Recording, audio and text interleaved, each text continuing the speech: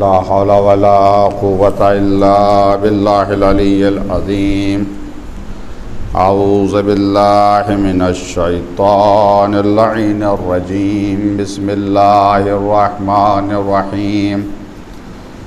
الحمد لله رب العالمين. نحمده ولا نعمه ونستعينه ولا طاعته ونؤمن به حقا ونتوكل عليه صدقا ونشهد أن لا إله إلا الله وحده لا شريك له كلمة جعل الإخلاص تاويلها وضمنا في القلوب موصولها وأنار في الفكر معقولها الممتنع عن الأبصار رؤيته ومن الألسنة صفته ومن الأوهام كيفيته ثم الصلاة والسلام وتحية والإكرام على أشرف الخلق سيد المرسلين بالقاسم المصطفى محمد وآله الطيبين الطاهرين ولعنة الله على أعدائهم أجمعين من يومنا هذا إلى قيام يوم الدين وبعد يوم الدين. أما بعد فقد قال الله تعالى وتبارك في كتابه الحكيم وهو أصدق الصادقين وقوله الحق. بسم الله الرحمن الرحيم. وأنزلنا إليك الكتاب بالحق مصدقا لما بين يديه من الكتاب ومهيمنا عليه فاحكم بينهم بما أنزل الله ولا تتبع أهواءهم عما جاءك من الحق لكل جعلنا منكم شرعة ومنهاجا ولو شاء الله لجعلكم أمة واحدة ولكن ليبلوكم فيما آتاكم فاستبقوا الخيرات إلى الله مرجعكم جميعا وَيُنَبِّئُكُمْ بِمَا كُنْتُمْ فِيهِ تَخْتَلِفُونَ. صلوات پہ محمد وعلیہ. اس مجلس کی قبولیت، مرحومین کی مغفرت، گناہوں کی بخشش، امام کے ظہور کی تعجیل کے لیے مل جل کر بآواز بلند صلوات پہ محمد وعلیہ.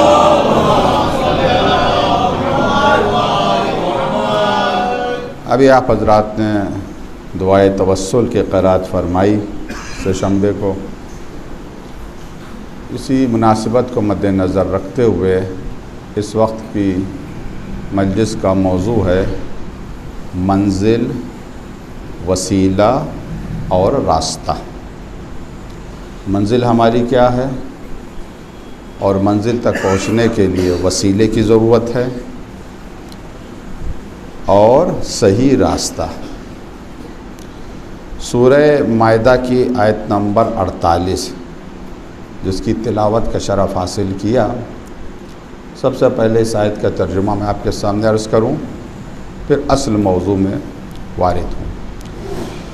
آیت کا پہلا جز ہے وَأَنزَلْنَا إِلَيْكَ الْكِتَابَ بِالْحَقِّ.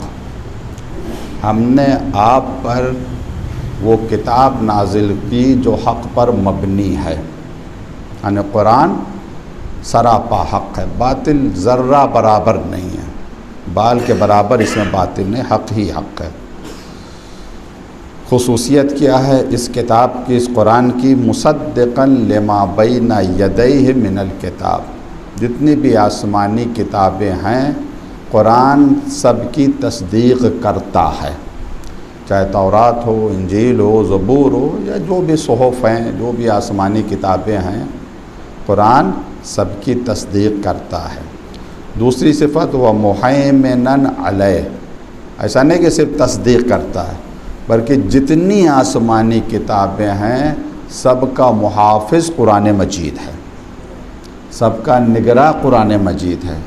اب اگر کوئی قرآن پر حملہ کر رہا ہے اس کا مقصد تمام کتب سماوی پر حملہ ہو رہا ہے. وہ انجیل پر بھی ہے، زبور کے اوپر، سب کے اوپر ہے. مہیمنن علیہ، ان پر نگراں و حاکم ہے. نگراں بھی ہے، محافظ بھی ہے اور حاکم ہے.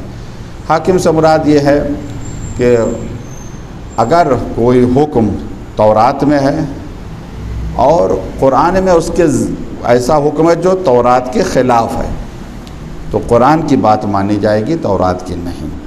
قرآن ناسخ ہے، حاکم ہے قرآن۔ پھر پیغمبر کو حکم دیا گیا فَحْكُمْ بَيْنَهُمْ بِمَا أَنزَلَ اللَّهُ، میرے حبیب جو آپ پر نازل کیا گیا ہے اسی کے اعتبار سے آپ لوگوں کے درمیان فیصلہ کیجئے۔ وَلَا تَتَّبِعْ أَهْوَاءَهُمْ عَمَّا جَاءَكَ مِنَ الْحَقِّ، یہ جو حق آپ کے پاس آ گیا ہے، اب اس حق کے آنے کے بعد آپ لوگوں کی خواہش کی پیروی مت کیجئے گا کہ وہ کیا چاہ رہے ہیں، لوگ کیا چاہ رہے ہیں، لوگوں کی پرواہ نہ کیجئے گا۔ جو حق آپ پر نازل کیا ہے میں نے، آپ اس کی اتباع اور پیروی کیجئے گا۔ لِكُلٍّ جَعَلْنَا مِنْكُمْ شِرْعَةً وَمِنْهَاجًا، اب خطاب آپ سے ہے، امت سے۔ پہلے قرآن کی خصوصیت، پھر نبی کے فرائض، اب تمام امت سے ایک ہی آیت ہے یہ، مگر 3 حصے ہیں۔ اب امت سے خطاب ہے لِكُلٍّ جَعَلْنَا مِنْكُمْ شِرْعَةً وَمِنْهَاجًا، تم میں سے سب کے لیے ہم نے ایک راستہ معین کیا ہے، ایک شرع معین کیا ہے۔ شرع اور شریعت کہتے ہیں دریا کا وہ حصہ جہاں سے پانی لیا جاتا ہے، جسے ہم لوگ اردو میں غالباً گھاٹ کہتے ہیں۔ ہر جگہ سے تو پانی نہیں لیا جاتا ہے، ایک مخصوص جگہ ہوتی ہے جہاں سے پانی لیا جاتا ہے، اسی کو عربی میں شرع کہتے ہیں، اسی سے شریعہ ہے۔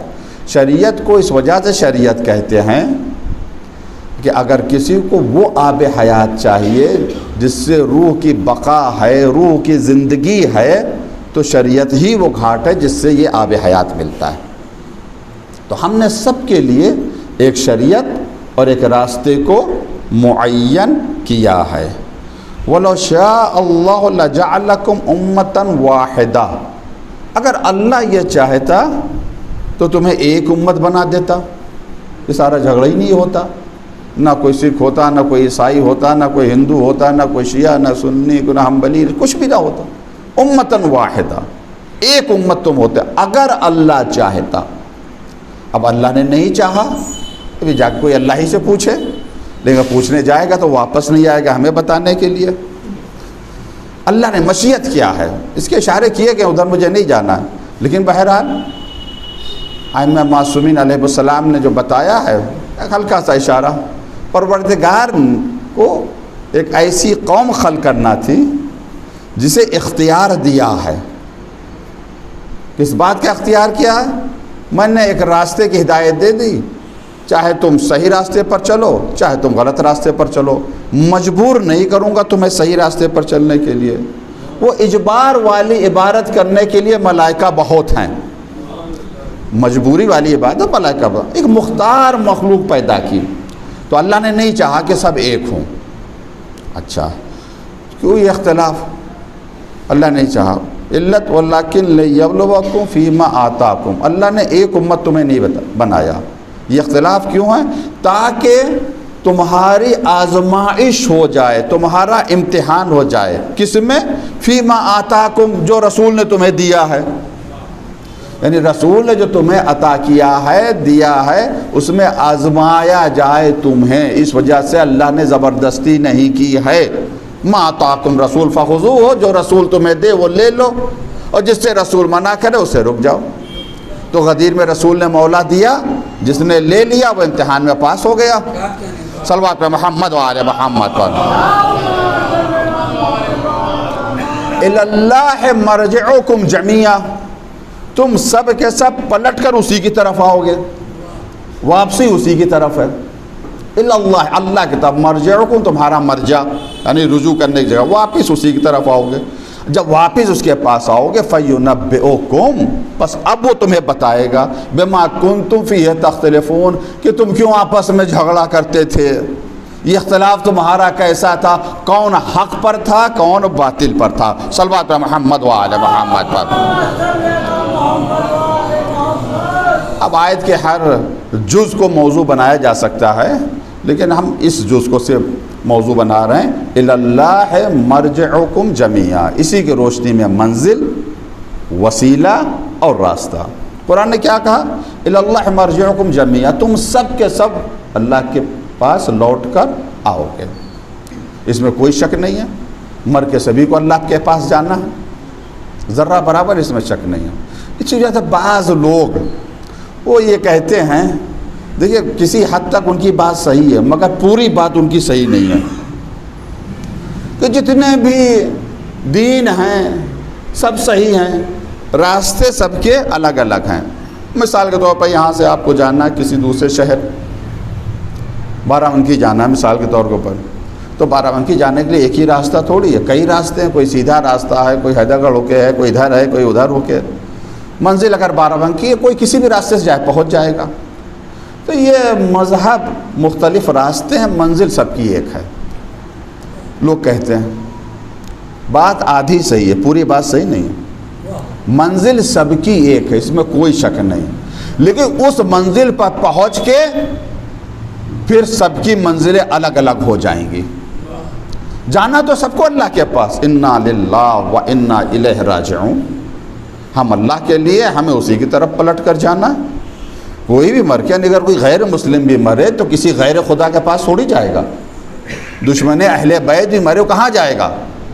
انسانوں کی بات جانے دیجئے، اذا الوحوش حشرت، یہ جانور یہ بھی محشور ہوں گے قیامت کے دن، یہ بھی اللہ کے پاس جائیں گے تو سب اللہ کے پاس۔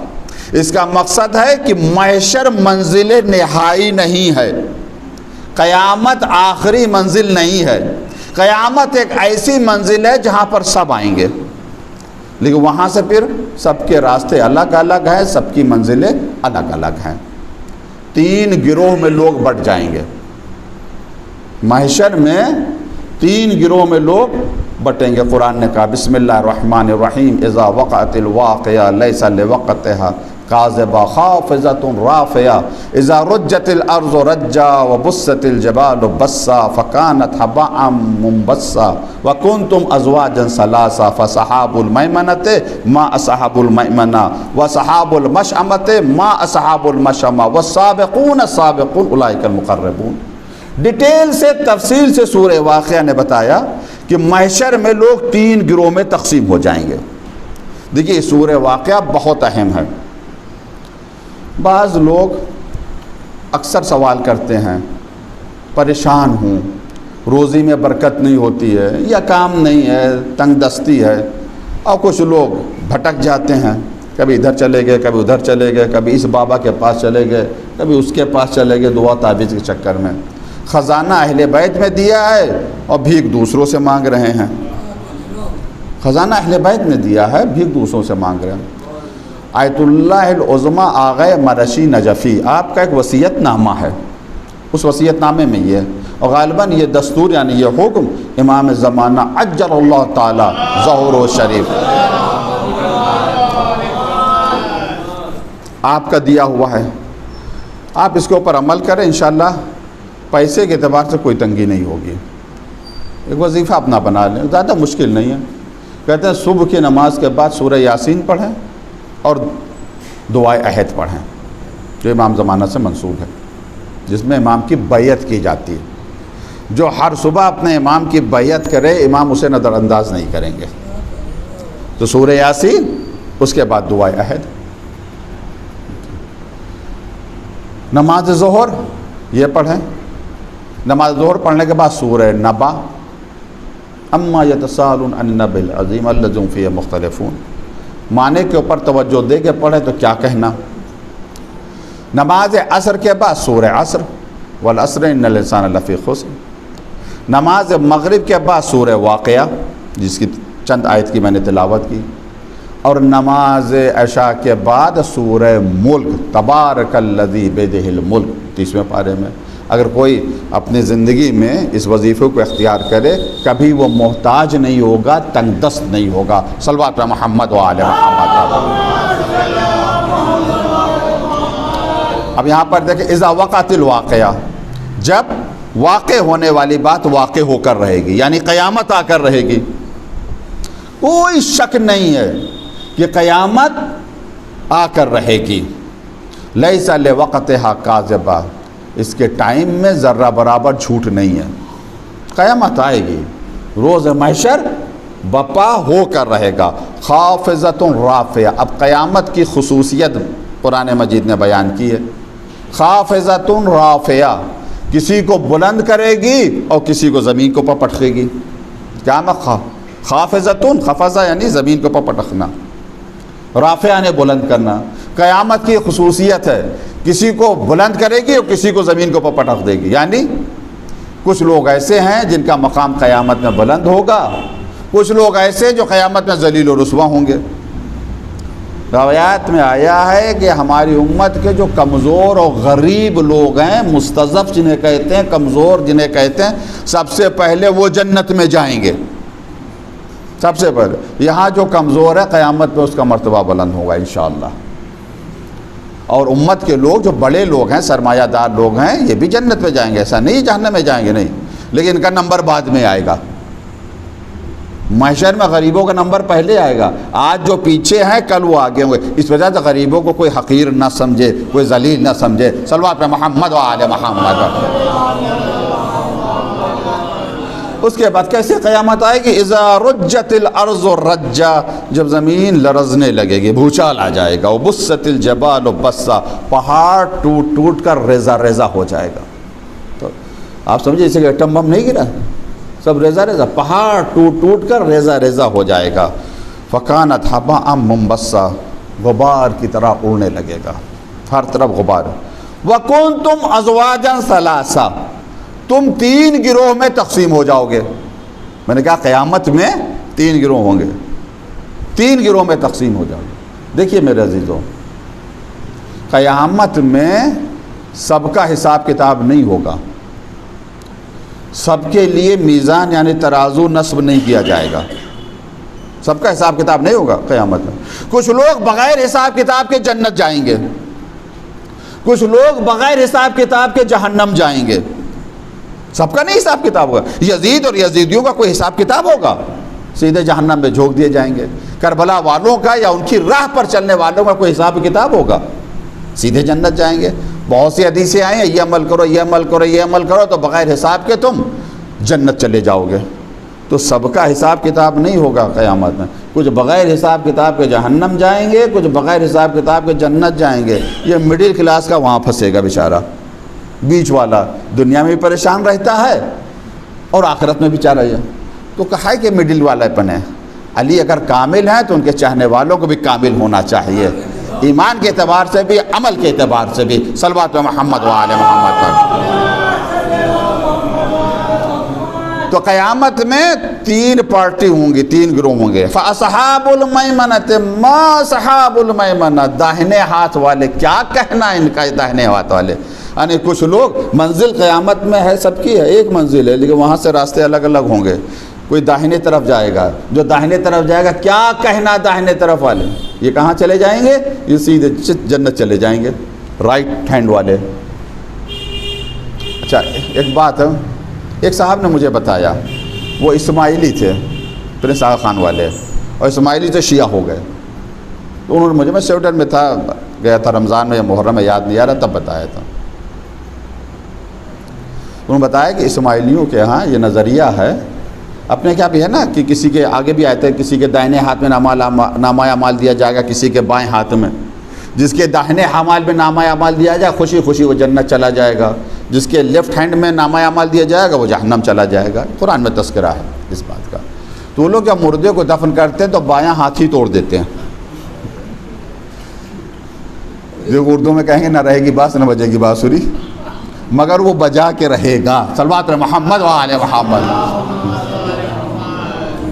تو اصحاب المیمنہ ما اصحاب المیمنہ، داہنے ہاتھ والے، کیا کہنا داہنے ہاتھ والے، سیدھے جنت میں چلے جائیں گے۔ اچھا اس کے بعد وہ اصحاب المشأمۃ ما اصحاب المشأمہ، بائیں ہاتھ والے کتنے برے ہیں بائیں ہاتھ والے، افسوس ہے بائیں ہاتھ والوں پر۔ یہ بائیں ہاتھ والے ان میں بڑے بڑے شامل ہیں، بڑے بڑے شامل، چھوٹے موٹے نہیں، بڑے بڑے شامل ہیں۔ میں اپنی طرف سے نہیں کہہ رہا ہوں، بہت ذمہ داری سے آپ کے سامنے عرض کر رہا ہوں۔ صحیح بخاری معتبر کتاب ہے نا اہل سنت کی، جلد نمبر 4 صفحہ نمبر 110، 1981 میں چھپی ہے استنبول میں، ترکی کی۔ یہ حوالے سجاس دے رہا ہوں، ہم نے صحیح بخاری جلد نمبر 4 صفحہ نمبر 110 کا حوالہ دے دیا، کسی نے جا کے اپنے گھر میں دیکھا مولانا جھوٹ بولنا، اس میں جلد نمبر 4 صفحہ نمبر 110 پر ہے ہی نہیں۔ بات یہ ہے کہ جب چھپتی ہے تو سب لوگ اپنے اپنے اعتبار سے چھپاتے ہیں، تو جلد میں اور پیجز میں اختلاف آ جاتا ہے۔ یہ تو 1981 کی چھپی ہوئی ہے اور استنبول ترکی کی چھپی ہوئی ہے۔ بائیں ہاتھ والے جانے والے کیسے کیسے ہوں گے، مختلف طریقے سے حدیث آئے۔ وَأَنَّهُ يُجَاءُ بِرِجَالٍ مِّنْ أُمَّتِي، پیغمبر اسلام حضرت محمد مصطفیٰ صلی اللہ علیہ وسلم آپ نے فرمایا قیامت کے دن ہماری امت کے کچھ رجلوں کو، اصحاب بھی آیا ہے، ان کو لایا جائے گا، فَيُوخَذُ بِهِمْ ذَاتِ الشِّمَالِ، ان کو بائیں طرف لے جایا جائے گا۔ بائیں طرف کا راستہ کہاں جاتا ہے؟ جہنم میں جاتا ہے، یعنی قیامت کے دن ہمارے بعض اصحاب کو پکڑ کر جہنم کی طرف لے جایا جا رہا ہوگا۔ فَأَقُولُ رَبِّي أَصْحَابِي، میں کہوں گا اے میرے اللہ یہ میرے اصحاب ہیں، انہیں جہنم میں کیوں لے جا رہے ہیں؟ آواز آئی فیقال انک لا تدری ما احدثوا بعدک، آپ کو نہیں پتا کہ آپ کے بعد انہوں نے کیا کیا کرتوتیں انجام دی ہیں، دین کو بدل دیا ہے۔ تو قیامت کے دن جو بائیں طرف جائیں گے اس میں بڑے بڑے ہوں گے، پیغمبر جب انہیں دیکھیں گے تو کہیں گے اصحابی، میرے اصحاب۔ تو اس کا مقصد یہ کچھ اصحاب جہنمی ہیں، جیسا کہ صحیح بخاری نے کہا۔ تو جو جہنمی اصحاب ہیں ہم انہی پہ تبرہ کرتے ہیں، جو جنتی ہیں ان کو سلام کرتے ہیں۔ صلوات محمد و آل محمد۔ ہمارا کوئی جھگڑا تھوڑی ہے، صحیح بخاری نے کہہ دیا کہ کچھ اصحاب جہنم میں جائیں گے، وہ جتنے اصحاب جہنم میں جائیں گے اب آپ شمار کیجئے، ہم انہی سے ہم بیزار ہیں، انہی پہ تبرہ کرتے ہیں، نام ہم نہیں لیتے ہیں۔ تو منع کیا گیا زیارت عاشوراء میں نام نہیں، ہم نام کیوں لیں؟ بھائی آپ لعنت بھیجیے لیکن پتہ نہ لکھیے، ضرورت کیا ہے ایڈریس لکھنے کی؟ لعنت کو پتہ ہے کہ پتہ کیا ہے؟ صلوات محمد و آل محمد، ورنہ مشکل ہو جائے گی۔ تو بائیں طرف جانے والے بڑے بڑے ہوں گے، انشاءاللہ ہم لوگ نہیں ہیں اس میں سے انشاءاللہ۔ اچھا، پھر اس کے بعد وہ سابق، داہنے بات والے ہو گئے، بائیں وہ سابقون سابقون، اور جو سابقون ہیں سابق اولئک هم المقربون، یہ تو بہت قریب ہیں اللہ کے۔ تو 3 گروہ ہو جائیں گے۔ تو منزل کیا ہے؟ آخری منزل محشر نہیں، وہاں تو سبھی کو جانا ہے، ہر انسان، وہاں سے راستے الگ الگ ہیں۔ تو کسی کی منزل قرب خدا ہے جس کا جنت نام ہے، کسی کی منزل بعد خدا ہے جس کا جہنم نام ہے۔ صلوات پر محمد و آل محمد۔ تو منزل تو واضح ہو گئی، قرب خدا ہے۔ اچھا، بعد خدا یعنی جہنم، اس کے لیے وسیلوں کی ضرورت نہیں ہے، کوئی بھی الٹا سیدھا کام کرے چلے جائیں گے۔ جہنم میں جانا ہے کیا؟ اوپر سے لڑکنا ہے، ذرا سا پیر پھسلے پھر طاقت لگانے کی ضرورت نہیں، خود ہی چلتے چلے جائیں گے۔ جنت جانے کے لیے آپ کو چڑھنا ہے اوپر کی طرف، جہاں تک پہنچ گئے، رک گئے تو رک گئے، رکنا نہیں، مسلسل آگے بڑھنا، اس کے لیے وسیلہ چاہیے۔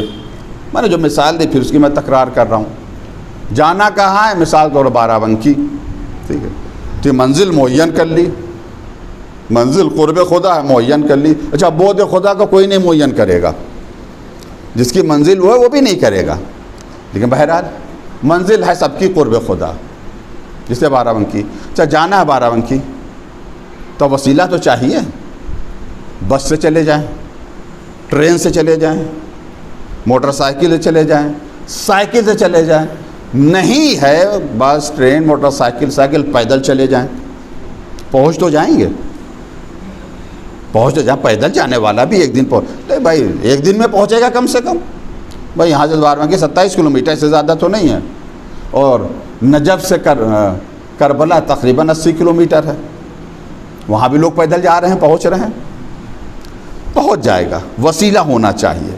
بس یہ ہے کوئی اگر کار سے جائے گا جلدی پہنچے گا، پیدل جائے گا دیر سے پہنچے گا، پہنچیں گے سب۔ اسی وجہ سے علماء نے کہا عابد اور عارف میں فرق ہے۔ عابد پیدل چل کر اللہ کے قریب آتا ہے، عارف پرواز کر کے اللہ کے قریب آتا ہے۔ تو کوئی پرواز کرتا ہے اور کوئی پیدل چلتا ہے، یعنی کسی کے پر ہوتے ہیں، کوئی پیدل چلتا ہے۔ ٹھیک نہیں، ایک بات غور کریں میرے عزیزوں، وسیلہ اور منزل اور راستہ، جانا ہے ہمیں کہاں؟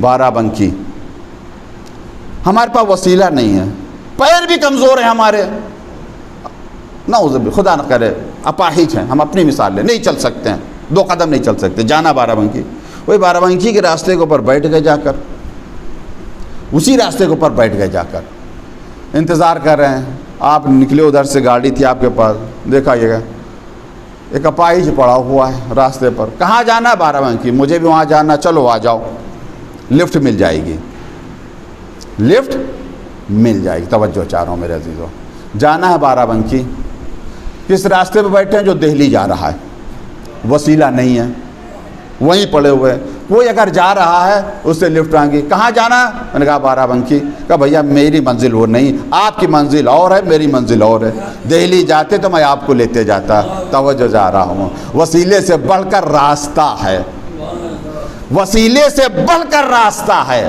صحیح راستے پر نہ چلے پڑے رہیں، کوئی تو ہاتھ پکڑ کر ہمیں منزل تک پہنچا دے گا، اسی کو تو شفاعت کہتے ہیں۔ صلوات محمد و آل محمد پر، بھائی شفاعت تو یہی ہے، کسے کہتے شفاعت؟ وہ نہیں ہے وسیلہ، وہ رحم کرے گا، پہنچا دے گا، لیکن شفاعت کسے ملے گی؟ اسے ملے گی جو راستے پر ہے، اگرچہ پڑا ہوا کیوں نہ ہو، کبھی راستہ نہ بدلیں، وسیلے سے بڑھ کر راستہ ہے، راستہ بدل گیا، گئے کام سے۔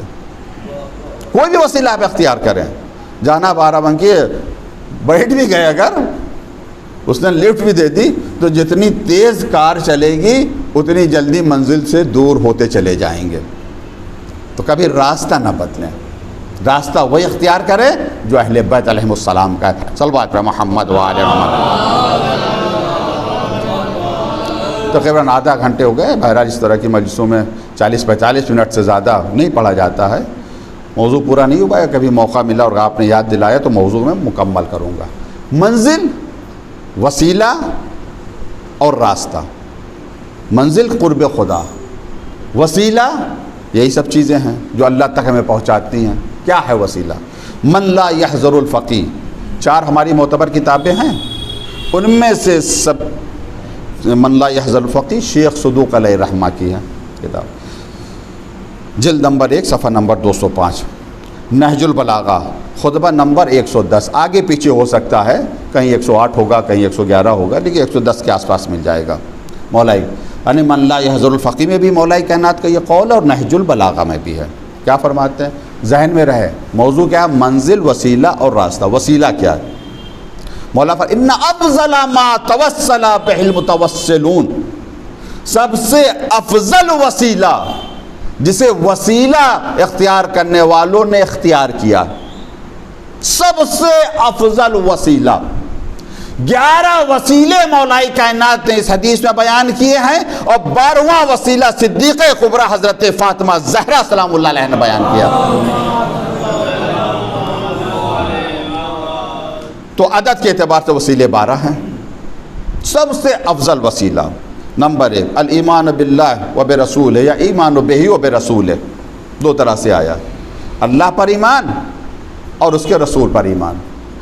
سب سے افضل وسیلہ تو یہی ہے کہ انسان کا ایمان ہو اللہ کے اوپر۔ کیا مقصد؟ اللہ کے اوپر ایمان ہو، ایک مانتا ہو اللہ کو، اسی کی عبادت کرتا ہو، کسی غیر کی عبادت نہ کرتا ہو، سجدہ اپنے رب کا کرتا ہو، غیر اللہ کا سجدہ نہ کرتا ہو۔ اشہد ان لا الہ الا اللہ وحدہ لا شریک لہ، ہم گواہی دیتے ہیں کوئی معبود نہیں سوائے اس کے۔ تو یہ ایمان ہے۔ اور رسول پر ایمان کہ محمد صلی اللہ علیہ وآلہ وسلم اللہ کے رسول ہیں، یہ خود وسیلہ ہے۔ یہ ایمان اللہ اور رسول پر یہ خود وسیلہ ہے۔ دوسرا کیا وسیلہ؟ والجہاد فی سبیلہ، اللہ کی راہ میں جہاد۔ والجہاد فی سبیلہ، اللہ کی راہ میں جہاد بہترین وسیلہ ہے۔ فإنہ ذروۃ الاسلام، یہ جہاد ذروۃ اسلام۔ ذروہ کسے کہتے ہیں؟ ذروہ عربی میں کہتے ہیں اونٹ کے اوپر جو کجاوا رکھا جاتا، جو اونچی جگہ ہوتی، اسے ذروہ کہتے ہیں۔ استعارتاً یہاں کے اوپر مولا کائنات اسے استعمال کیا ہے کہ جہاد ذروۃ الاسلام ہے، یعنی اسلام کا بلند مقام۔ جیسے اونٹ کے اوپر کجاوا بلند ہوتا ہے، دور سے نظر آتا ہے، ویسے ہی اسلام کا بلند مقام جہاد ہے۔ افسوس ہے کہ کچھ لوگ جہاد کے معنی نہیں سمجھ پائے، مختلف وجوہات ہیں۔ یہ مثال میں نے کئی جگہ دی ہے بچوں کے لیے، ضروری ہے کہ بچے سمجھیں کہ جہاد اور قتال میں فرق کیا۔ قتال کو کچھ لوگ جہاد سمجھ رہے ہیں، اور پھر جہاد کے نہ جانے کتنے نام رکھ دیے انہوں نے، برانچز، وہ جہاد النکاح اور جہاد السیف اور کیا کیا کیا کیا کیا کیا، سمجھے ہی نہیں اسلام کیا ہے، جہاد اور قتال میں فرق کیا ہے۔ لطیفے کی طرح ہے واقعہ، لیکن بہرحال ہندوستان میں اس سے کہانی بہت بیان کی گئی ہے حقیقت کو بیان کرنے کے لیے۔ کلیلہ دمنہ کی کہانی کتنی مشہور ہے، آیت اللہ حسن زادہ آملی نے اس کہانیوں کے اوپر تعلیقہ لگایا، یعنی شرح کی ان کہانیوں کی۔ ہے تو کہانیاں عرفان کے میدان میں ان سے بڑا کوئی نہیں گزرا ہے، عرفان نظری کے میدان میں آغا ابھی انتقال ہوا آغا حسن آیت اللہ حسن زادہ آملی، باقاعدہ کلیلہ دمنہ کی جو کہانیاں ہیں اس پر انہوں نے حاشیہ لگایا ہے، عرفانی باتیں، معرفت کی باتیں۔ ایک باپ تھا، ایک بیٹا تھا۔ باپ پرانے زمانے کا پڑھا ہوا تھا، بیٹا نئے زمانے کا پڑھا ہوا تھا۔ پرانے زمانے میں ایسے ہی پڑھایا جاتا، مثلا بے سے بکری، بس شین سے شیر، گاو سے گدھا، اسی طرح سے۔ لیکن نئے زمانے کا جو سلیبس ہے، اے فار ایپل، مثلا بی فار برڈ، پہلے A for apple, B for bird, apple کی اسپیلنگ رٹا دی گئی، بی فار برڈ کی۔ اب ایسا نہیں، اگر اے فار ایپل ہے تو ایپل کی خوبصورت تصویر بھی ہے، فوٹو بھی ہے، بی فار برڈ ہے تو چڑیا کی خوبصورت فوٹو بھی ہے۔ اسی طرح پہلے با سے بکری، شین سے شیر، گاو سے گدھا، گدھا کی تصویر نہیں تھی، شیر کی تصویر نہیں تھی۔ اب جو نیا سلیبس آیا تو شین سے شیر ہے تو شیر کی تصویر بھی ہے، گاو سے گدھا ہے تو گاو کی فوٹو بھی ہے۔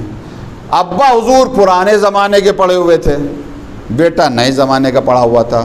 اب یہیں کے اوپر ماں باپ کو اپنی ذمہ داریوں کا احساس کرنا چاہیے۔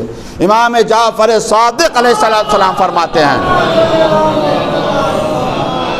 ادبوا اولادکم بغیر زمنکم، اپنے اولاد کی تربیت کرو مگر اپنے زمانے کے اعتبار سے نہیں، ان کے زمانے کے اعتبار سے۔ جو ان کا زمانہ ہے اس کے اعتبار سے ان کی تربیت کرو، اپنے زمانے کے اعتبار سے کرو گے تو گئے کام سے، جو زمانے کی ڈیمانڈ ہے اس کے اعتبار سے۔ بہرحال ایک دن باپ نے کہا چلو بیٹا تمہیں چڑیا گھر گھما دیں، زو لے کے چلے گئے۔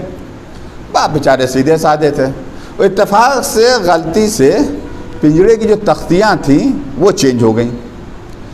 جس پنجرے میں شیر بند تھا اس کے اوپر گدھا لکھا ہوا تھا، جس میں ایک گدھا بند تھا اس پر شیر لکھا ہوا تھا۔ اس بیچارے نے شین سے شیر پڑھا، گاو سے گدھا پڑھا، کبھی شیر دیکھا نہیں اپنی زندگی میں۔ اس نے بیٹا جلدی آؤ جلدی آؤ، شیر ایسا ہوتا ہے، اندر ہے گدھا، بیٹا شیر ایسا ہوتا ہے۔ بیٹے نے مسکرا کہا بابا، اچھا اس نے شین سے شیر پڑھا، شیر کی تصویر بھی دیکھی، گاو سے گدھا پڑھا، گدھے کی تصویر بھی دیکھی۔ بابا شیر نہیں یہ گدھا ہے، غلطی سے تختی آ گئی۔ کون حق کے اوپر، بیٹا یا باپ؟ ہر جگہ باپ حق پر نہیں ہوتا ہے، بیٹا۔ کیوں؟ اس نے شین سے شیر پڑھا اور شیر کی تصویر بھی دیکھی، باپ بیچارہ شین سے شیر پڑھا مگر شیر کی تصویر نہیں دیکھی۔ یہی فرق، توجہ چار میرے دو، یہی فرق ہے ہم میں اور امت مسلمہ میں۔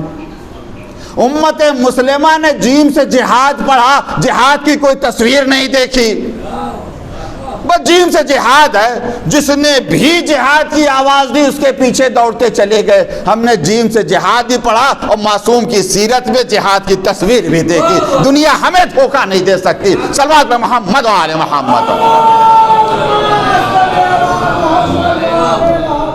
تو ہر وہ قتال جس کا نام جہاد ہے، ہمیں تو پتا ہے کہ حقیقت میں قتال ہے، اور اس قتال کو کوئی جہاد کرے، بھائی تختی بدلنے سے حقیقت تھوڑی بدل جائے گی۔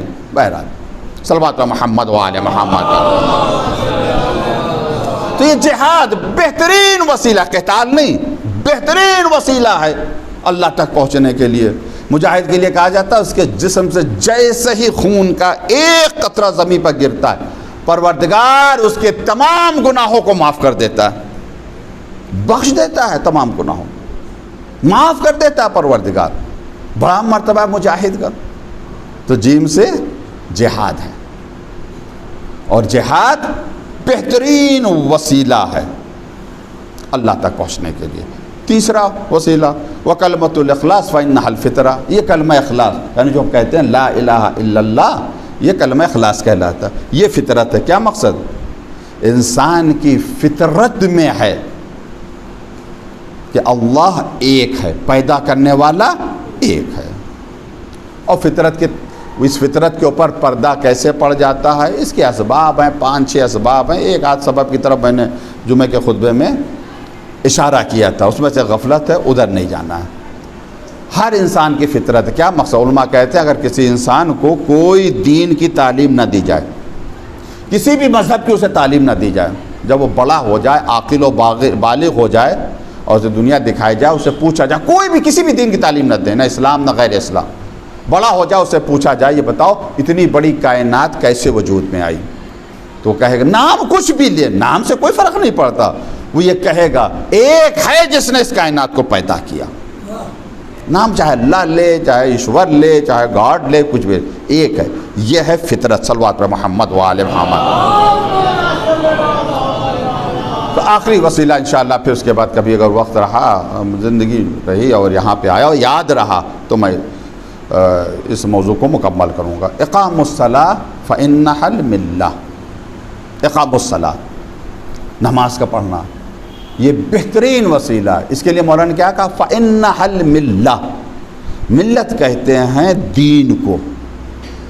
امام علی فرماتے ہیں بہترین وسیلہ نماز ہے، فإنها الملہ، نماز دین ہے۔ ہمیں پتہ ہے کہ نماز دین کا ایک جز ہے، مکمل نہیں ہے، دین کا ایک حصہ ہے، مگر اتنا حصہ ہے کہ مولا کائنات اسے پورا دین سمجھ رہے ہیں۔ اگر کوئی نماز کو چھوڑ دے، میں تو نہیں کہہ رہا ہوں، مولا کائنات نے کہا، حدیث بالکل صحیح ہے، من لا يحضر الفقیہ میں ہے، نہج البلاغہ میں، فإنها الملہ، پورا دین نماز ہے۔ پیغمبر اسلام حضرت محمد مصطفیٰ صلی اللہ علیہ وآلہ وسلم آپ نے فرمایا الصلاۃ عمود الدین، نماز دین کا ستون ہے، کھمبا ہے۔ من ترکھا فقد ہدم الدین، جس نے نماز کو چھوڑ دیا اس نے دین کو گرا دیا، گیا دین اسے۔ نماز پڑھیے، ضرور پڑھیے۔ بعض لوگ کہتے ہیں ارے وہ تو نماز پڑھتا ہے مگر پھر بھی گناہ کرتا ہے۔ ارے کیا کرے گناہ؟ قرآن کا ان الصلاۃ تنہی عن الفحشاء والمنکر، نماز گناہیوں برائیوں سے روکتی ہے۔ کیا فائدہ ایسی نماز کا؟ کیا فائدہ ایسی نماز کا؟ یہ مسئلہ کوئی نیا تھوڑی ہے، پیغمبر اسلام حضرت محمد مصطفیٰ صلی اللہ علیہ وآلہ وسلم آپ کے زمانے میں بھی مسئلہ ہے، یا رسول اللہ فلاں نمازی تو ہے مگر گناہ بھی کرتا ہے، نماز تو پڑھتا ہے مگر گناہ بھی کرتا ہے۔ تو پیغمبر نے یہ تھوڑی کہا اس کی نماز سے کوئی فائدہ نہیں پہنچائے گی، بیکار جائے گی نماز، نہیں، یہ نہیں کہا۔ پیغمبر نے کہا اس کی صلاۃ ایک دن اسے برائیوں سے روک لے گی۔ بہت ویسا جواب ہے پیغمبر کا، ایک دن اس کی نماز اس کو برائیوں سے روک لے گی۔ توجہ چاہ رہا میرے عزیزوں، نماز کو مت ترک کریں، پڑھیں کیسے بھی پڑھیں۔ کیوں؟ اگر نماز کو کسی نے ترک کر دیا تو ایک مہر لگ جائے گی جس کا نام ہے بغاوت کی مہر، بغاوت کی مہر لگ جائے۔ کیوں؟ میں مثال دیتا ہوں۔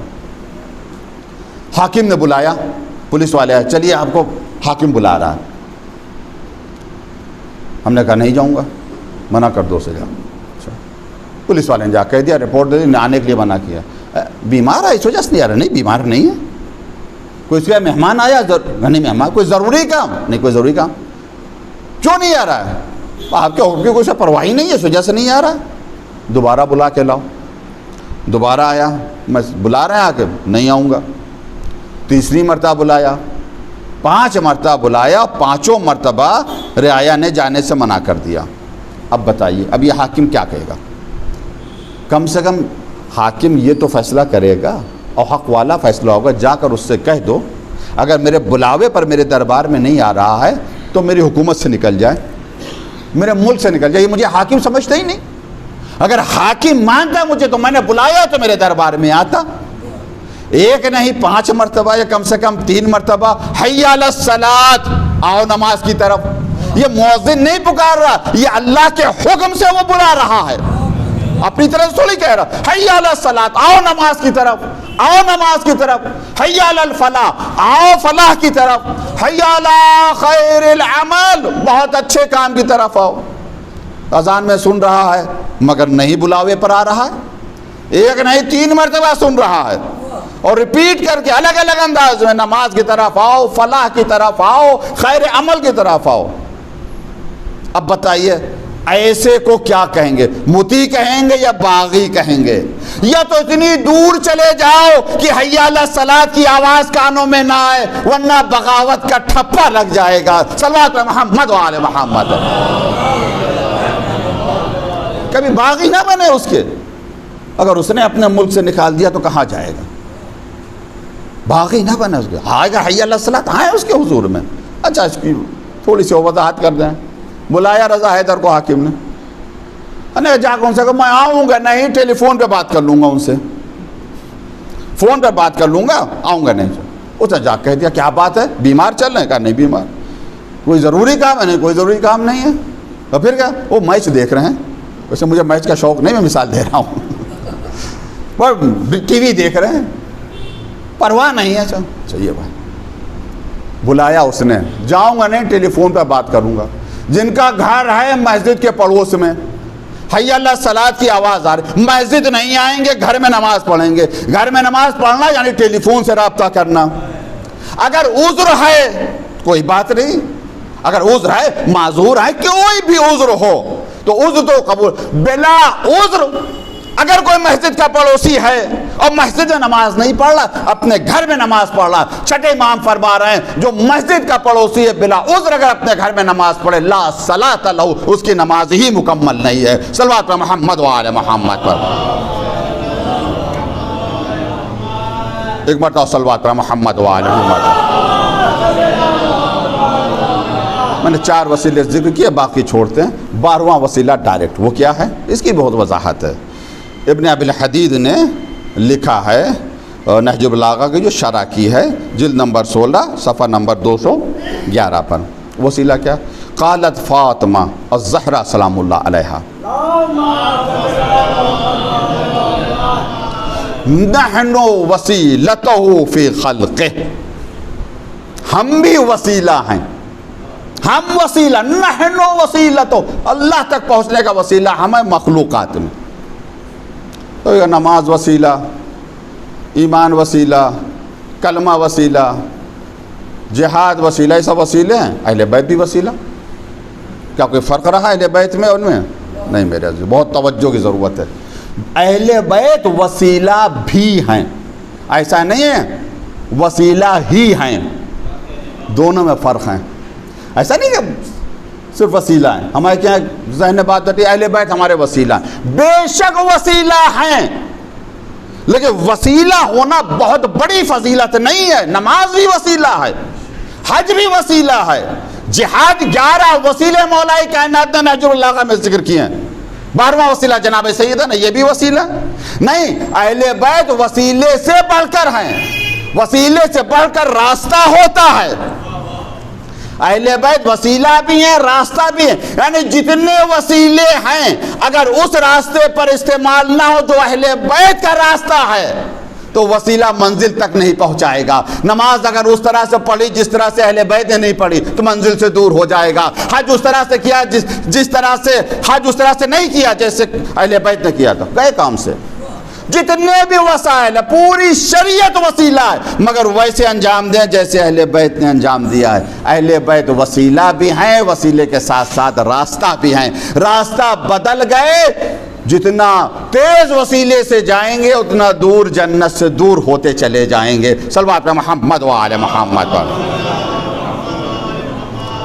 بہت ہی زیادہ وسائل ہیں. اچھا اہل بیت وسیلہ ہے، جناب سیدہ وسیلہ. اہل بیت نے بھی وسیلہ اختیار کیا ہے. توجہ چاہ رہا ہوں، ہمارے لیے حکم وسیلہ اختیار کرو. کیا اہل بیت نے بھی وسیلہ اختیار کیا؟ ہاں، اہل بیت نے بھی وسیلہ اختیار کیا ہے. اور اہل بیت کا وسیلہ کیا ہے؟ بہت ہی عظیم ہے، تفسیر کبیر میں ہے۔ اس کے علاوہ بھی اور لوگوں نے یہ جو پڑھ رہا ہوں وسیلہ، یہ کوکب دری بہت مشہور کتاب ہے، جلد نمبر 1 صفحہ نمبر 254۔ بہت سی باتیں میں چھوڑ رہا ہوں میرے عزیزوں، انشاءاللہ زندگی رہی تو شاید کبھی میں عرض کروں اس موضوع پہ۔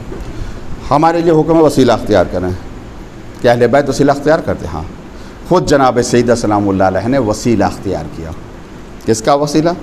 الہی۔ کس کام کے لیے وسیلہ؟ دیکھ، وسیلہ کام کے لیے ہوتا ہے کہ نہیں ہوتا ہے؟ ایک مقصد کے لیے ہوتا ہے۔ مثال کے طور کے اوپر یہی دعا توسل آپ نے پڑھی ہے، علماء کہتے ہیں ایک خاص حاجت کی نیت کریں، مثلا شفا ہے، اگر کوئی بیماری میں مبتلا ہے، یا ایک نوکری چاہتا ہے، یا تجارت میں برکت چاہتا ہے، وہ نیت کر لے، اور اس کے بعد یہ دعا توسل پڑھیں، پھر اللہ سے دعا کریں، انشاءاللہ اس کی دعا پوری ہوگی۔ تو مقصد تو معین کرنا چاہیے۔ جناب سیدہ سلام اللہ علیہ نے وسیلہ اختیار کیا، کس مقصد کے لیے اور وسیلہ آپ کا کیا تھا؟ آپ فرماتے الہی و سیدی اسألوکا، اے میرے اللہ، اے میرے آقا، اے میرے سید، اے میرے سردار، اسألوکا، میں تجھ سے سوال کر رہی ہوں، بالذین، کس کے وسیلے سے؟ بالذین اصطفیتہم، ان کے ذریعے سے جنہیں تو نے مصطفیٰ بنایا ہے، جنہیں تو نے چن لیا ہے، ان کے ذریعے سے میں تجھ سے سوال کر رہی ہوں۔ اور وسیلہ کیا ہے؟ وَبِبُكَاءِ وَلِدَيَّ فِي مُفَارِقَتِي، اور یہ آخری وقت کا وسیلہ ہے جناب سیدہ کا، بالکل آخری وقت کا۔ اے میرے اللہ، میں تجھ سے سوال کر رہی ہوں ان لوگوں کے وسیلے سے جنہیں تو نے منتخب کیا ہے، اور میرا دوسرا وسیلہ ان آنسوؤں کا وسیلہ جو میرے بچے میری جدائی میں بہا رہے ہیں، یہ جناب سیدہ کا وسیلہ۔ فی مفارقتی، کس کے لیے وسیلہ اختیار کیا؟ جنت میں بلند مقام مل جائے؟ نہیں، مقصد کیا؟ ان تغفر لعصاة شیتی و شیت ذریتی، میرے اور میری اولاد کے جو شیعہ ہیں، میرے اللہ انہیں معاف کرتے ہیں۔ اللہ اکبر۔ جناب سیدہ سلام اللہ علیہ نے کب وسیلہ اختیار کیا؟ عزاداروں کے لیے، چاہنے والوں کے لیے، ہم سب کی یہ ذمہ داری۔ میں نے کہا راستہ کبھی نہ بدلیں، پڑے رہیں، نہ حرکت کریں، پڑے رہیں، تب بھی شفاعت مل جائے گی۔ خدا نہ کرے راستہ بدل دیا، ایسی معجزہ ہو جائے کہ انسان راستے پر آ جائے۔ راستہ کبھی نہ بدلیں، یہ آنسو خود وسیلہ ہے۔ اس وجہ سے علماء کہتے ہیں جب مصائب ختم ہو جائیں تو فوراً نہ جاؤ، دعا کرو، میرا اللہ ان آنسوؤں کا وسیلہ ہماری دعا کو قبول فرما۔ یہ آنسو بہت قیمتی ہیں،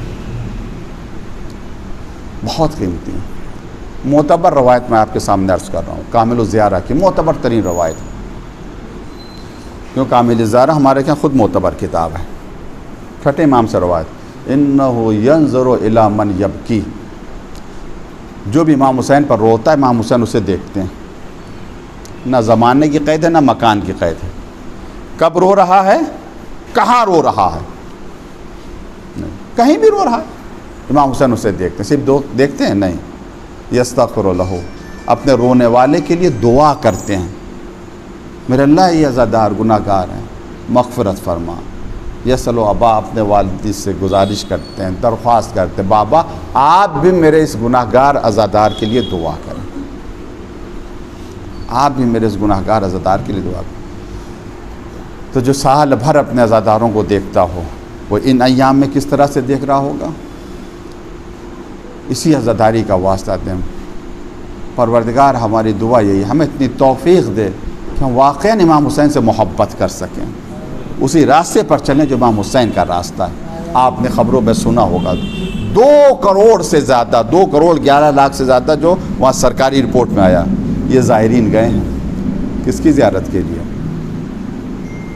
اس مظلوم کی زیارت کے لیے کہ جس کے جنازے کو بہن بے گور و کفن چھوڑ کر گئی تھی، بے گور و کفن چھوڑ کر گئی تھی۔ سید سجاد جب اس منظر کو دیکھ رہے تھے تو چہرے کا رنگ بدل رہا تھا، متغیر ہو رہا تھا۔ تو جناب زینب نے پوچھا بیٹا تمہارے چہرے کا رنگ کیوں بدل رہا؟ کہا پھوپھی اماں میں دیکھ رہا ہوں ظالم اپنے لاشائے نجس دفن کر، ہائے میرا بابا، بے گور و کفن پڑا۔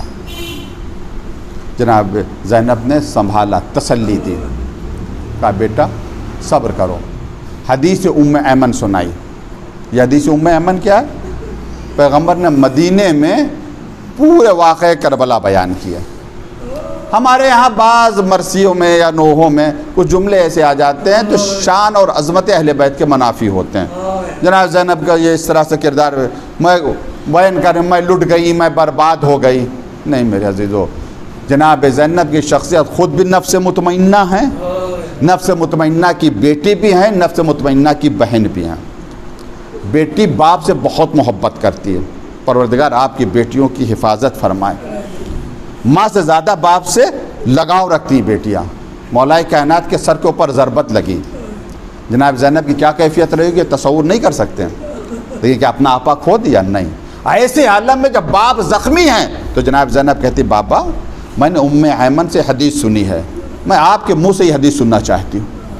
یہ ہے نفس کا اطمینان، میں آپ کے منہ سے یہ حدیث سننا چاہتی ہوں۔ کامل الزہرا میں پوری حدیث مولا کائنات نے بیان کی اور کہا بیٹی جو ام ایمن نے بیان کیا بالکل صحیح ہے۔ اور اس کے بعد مولا نے فرمایا بیٹی میں دیکھ رہا ہوں ایک دن تم اس کوفے میں آئی ہو، اس کوفے میں ہر طرف سے تمہارے اوپر حملہ ہو رہا ہوگا، خدا کی قسم تم سے بڑھ کر کوئی بھی محبوب خدا اس سرزمین پر نہیں ہوگا، شیطان اس دن بہت خوش ہوگا۔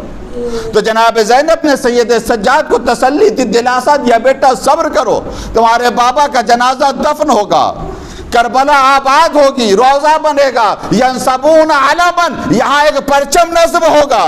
جیسا زمانہ بڑھتا جائے گا اس پرچم کا مرتبہ بھی بڑھتا جائے گا، لوگ مٹانے کی کوشش کریں گے مگر اسے مٹا نہیں پائیں گے۔ آج دنیا نے دیکھ لیا جیسے جیسے زمانہ آگے بڑھ رہا ویسے ویسے پرچم امام حسین کی عظمت بھی آگے آ رہی ہے۔ کل لاکھوں میں جاتے تھے، آج کروڑوں میں جا رہے ہیں۔ بس چند جملے عرض کرنا چاہتا ہوں، پروردگار آپ کو کسی غم میں نہ رلائے سوائے غم امام مظلوم کربلا کے۔ ایام عزا کے آخری دن ہے، یہ محرم بھی کتنی جلدی گزر جاتا ہے، ہمیں احساس بھی نہ ہوتا، اگر ایسا محسوس ہوتا ہے کل ہی ہم نے محرم کا چاند دیکھا، لیکن 40 بھی ختم ہو گیا، ان قریب 8 ربیع الاول بھی آ جائے گی، نہ دل کھول کر رو سکے نہ دل کھول کر ماتم کر سکے۔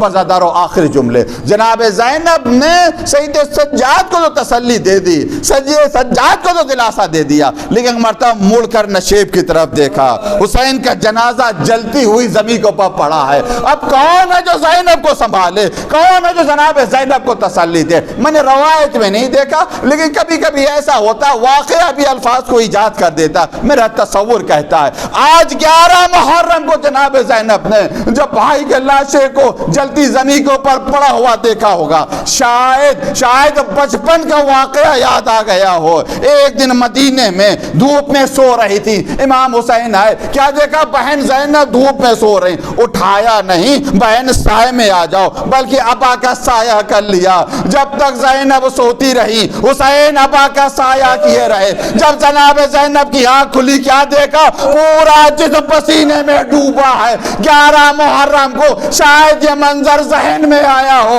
آواز دیو بھیا بہن شرمندہ ہے، میں دھوپ میں تھی تم نے سایہ کیا، آج تم دھوپ میں ہو، چادر ہوتی تو میں سایہ کر لیتی، ما جائے میں شرمندہ، سیعلم الذین ظلموا یوم انا للہ الہ بحق زہرا و ابیہا و بالہا و بنیہا و سر المستودعفیہ۔ پروردگار ہماری اس عبادت کو قبول فرما، دنیا میں جہاں کہیں اہل بیت کے چاہنے والے ہیں سب کی جان و مال و عزت و آبرو کی حفاظت فرما، مقامات مقدسہ کی حفاظت فرما، جو مجاہدین مقامات مقدسہ کی حفاظت کریں ان سب کو اپنے حفظ و امان میں لے لیں اس فرش عزا پر، اور دنیا میں جہاں کہیں مظلوم کی فرش عزا بچھی ہوئی ہے میرے اللہ ہم میں سے جو بھی بیمار ہیں سب کو شفا عطا فرما، جو پریشان حال ہے سب کی پریشان حالی کو دور فرما، جو بے اولاد انہیں اولاد عطا فرما، جن کے اولاد ان کی اولاد کو نیک و صالح بنا، علماء اسلام دین مبین اسلام کی خدمت کرنے والوں کی توفیقات میں اضافہ فرما، ان کا سایہ ہمارے سر پر قائم اور دائم رکھ، ہمارے مرحومین کی خصوصاً بانیان مجلس کی مرحومین کی مغفرت فرما چکا تو ان کے درجات کو بلند فرما، زور امام زوام میں تاجیل فرما، ہمیں اتنی توفیق دیں اپنے امام کو پہچان سکے ان کی اطاعت کر سکے۔ اللہم تقبل منا انک انت السمیع العلیم۔